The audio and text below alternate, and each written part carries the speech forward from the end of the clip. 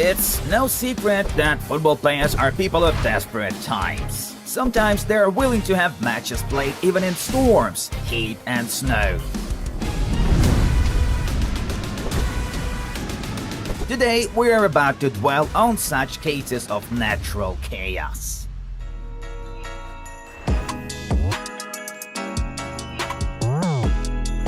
In March 2013, the United States faced Costa Rica at Dick's Sporting Goods Park in Colorado, and later this will be called Snow Classico, due to the pitch being covered with snowy blankets and the visibility being almost at zero. The thermometer read -8 degrees Celsius. Subsequently, the guests from warmer lands asked to postpone the clash to another day, though the referee was adamant. Both teams were struggling to get used to difficulties, but the crowd of fans still managed to witness an accurate shots.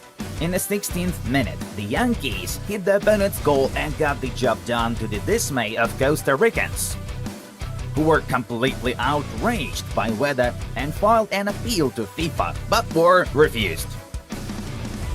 In return, Costa Rica supporters staged a mass protest before the next fixture and turned their backs on the FIFA Fair Play flag. The Stars and Stripes, of course, had no complaints. And how about the game that got out of hand because of a strong wind? More details in a second.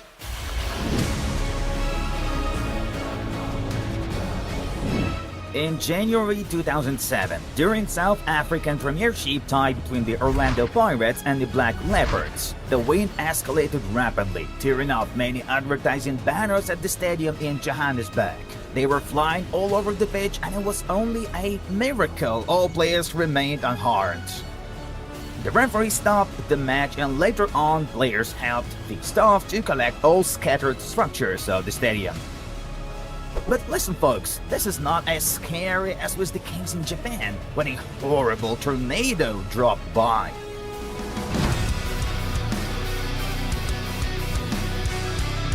Ten years ago, during an amateur game somewhere in Japan, a huge powerful tornado formed right on the pitch. It rushed around the arena while the referees, performers, and fans immediately tried to escape the place, running for their lives. Again, surprisingly enough, no one present at the stadium got hurt, although the tornado still tore off part of the roof.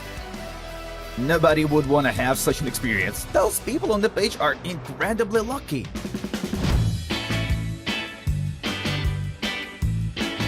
Heat is also not the most pleasant natural phenomenon for the #1 game. At the 2014 World Cup in Brazil, because of the constantly sunny weather, footballers received a huge additional workload. For the sake of defense and victories, they had to keep game performances at a high pace and cope with the ardent heat at the same time. Needless to say, it didn't work out for everyone. For example, Italian midfielder Claudio Marchisio complained that the on-the-pitch heat raised to the point of him having hallucinations. But we return to the Mexico-Netherlands battle in the World Cup round of 16. The sides stepped into play at 40 degrees Celsius. At 40 hellish degrees, guys! It's hard to even just walk down the street under these conditions, and they had to give their best 90 minutes of fast and entertaining football. The rules stated that the referee must stop the match in case the air temperature exceeded 32 degrees. Believe it or not, up to the 30th minute, the situation really became unbearable. Portuguese referee Pedro Proença showed mercy to the players of both teams and submitted the first official water break in World Cup history. It lasted for 3 whole minutes, and the battle eventually ended with the victory of the Flying Dutchman, 2-1.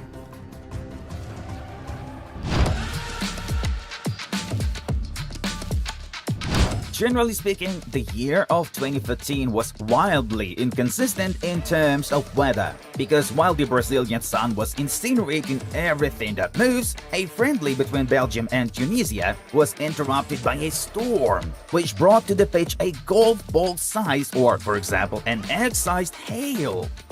In the 25th minute of the game, the main referee, Victor Kashai, had decided to take both teams off the pitch so that the stadium staff could clean the lawn from precipitation.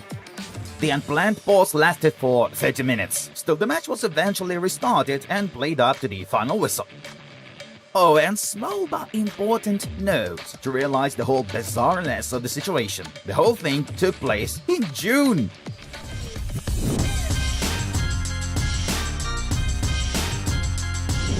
Where would be football without the rain?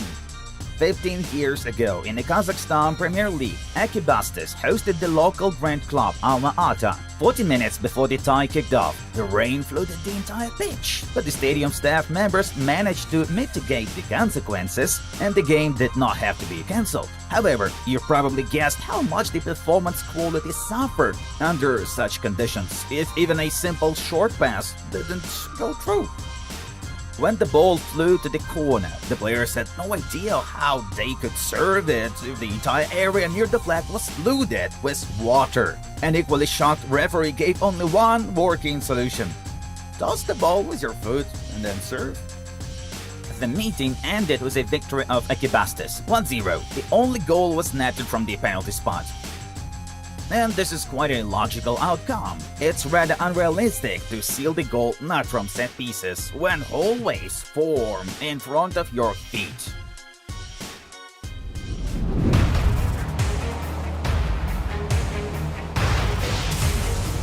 As for our next entry, where is the States? Moving back to October 1998. Being part of the South African Premier Division in Johannesburg, where Moroka Swallows team hosted Joma Cosmos at home and were losing 0-2 by the 79th minute. The position of the host was already unenviable, and then all of a sudden, the heavenly forces went into action. Clouds thickened over the sky and the pitch got struck by lightning. It immediately moved down 8 Moroka performers and 1 from Jomo. The referee immediately blew his whistle and stopped the match, while medics jumped out to provide first aid to the injured.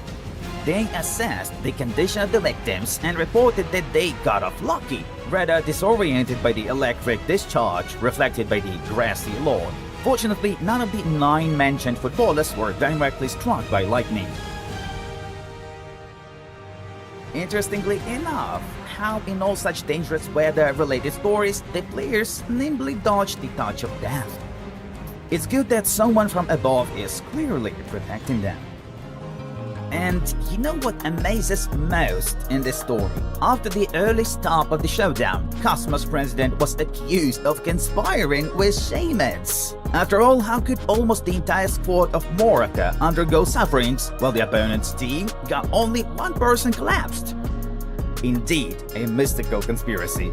But a natural intervention of such a magnitude simply couldn't succumb to the influence of black magic, right? Mates, write in the comments below which case from this release shocked you the most. By tradition, the Top Football team, thank you for watching. And yes, you will not be waiting long for our next video. Wishing you good weather and good luck. Bye.